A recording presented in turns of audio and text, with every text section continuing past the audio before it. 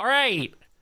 Jeff Keighley, you got us some statistics here, buddy.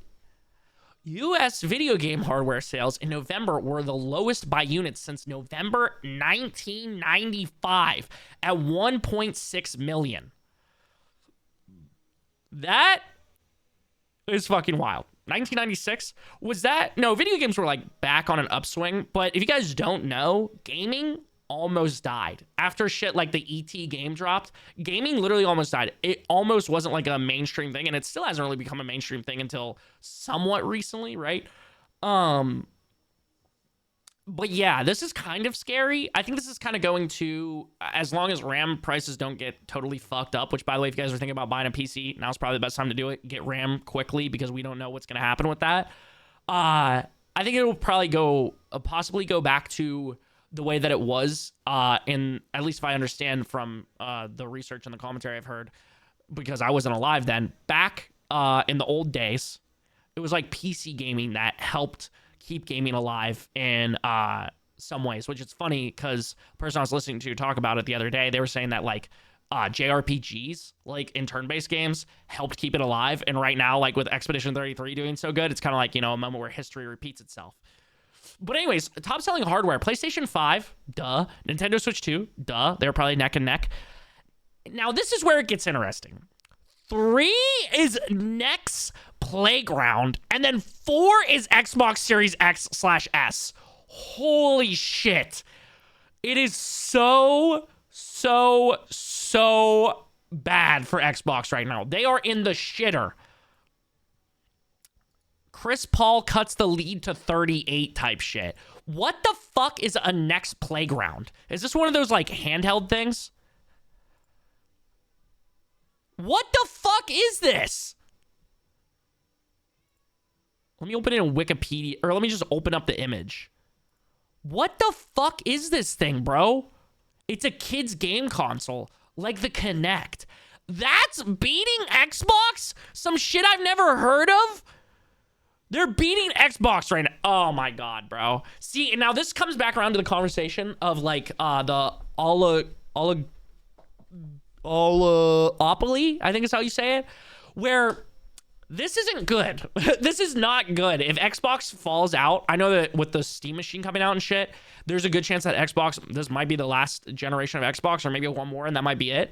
We want more gaming consoles, chat. It's always good to have more gaming consoles. Oh, the next thing is like $200, by the way. Okay, that makes sense. Rubik's Cube console. Yeah, literally, bro. But yeah, this is bad. All around bad. We can be hopeful, PC gamers. Fuck yeah, dude. Keep this shit alive. Glad that the PlayStation and Nintendo are selling well. Maybe it's good that the Next Playground is a thing. Getting kids involved in the gaming hobby. I feel like gaming as a whole is very helpful, is a big positive, especially when it comes to like playing like games that inspire you and make you feel alive and shit, like Expedition 33, Hollow Knight, Death Stranding, Kingdom Come Deliverance, all these incredible games. Hades. Sorry, I was just thinking of the game of the year off the top of the head for incredible ones. Just to release the 360 again, honestly, if I'm Microsoft, I'm going to do what PlayStation did with the PlayStation 1 and drop an Xbox 360 that can read Xbox 360 games. I don't think they did that with the PlayStation 1 release thing. But anyways, drop that and like drop it with like 20 games pre-installed. Like all the, what was it called back in the day? Like the Platinums or whatever. Anything that sold over 1 million. Drop it with like a bunch of those, dude. If I'm Microsoft, that's what I'm doing. I'm going, yo, this will fucking print money. But it might be expensive, but I don't think people would care. I think people would literally buy that shit no matter what. Well, IDK, I look at it like I wouldn't pay do you mean $200 for it? But maybe it's good. I'm not the demographic. Yeah. Definitely for the Rubik's Cube console here. But yeah, dude, hopefully this gets better. It's probably not for a little bit with gaming prices going up, RAM prices going up. So we'll see how this all shakes out.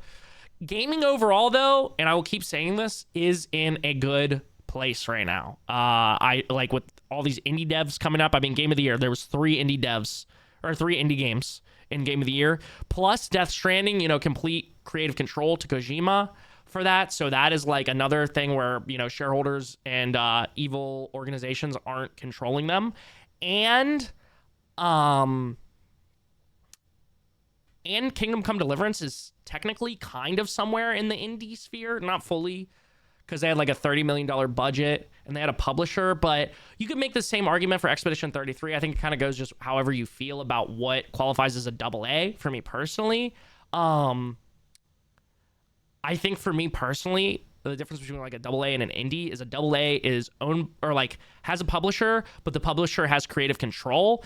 If it's an indie, they can have a publisher, you know, think like Devolver Digital, think Kepler. I'm trying to think of some other studios that or publishers that give complete control to their game devs. But think about them. I think that's kind of how I would differentiate indie and double A, at least for me. But yeah, we're in a good spot.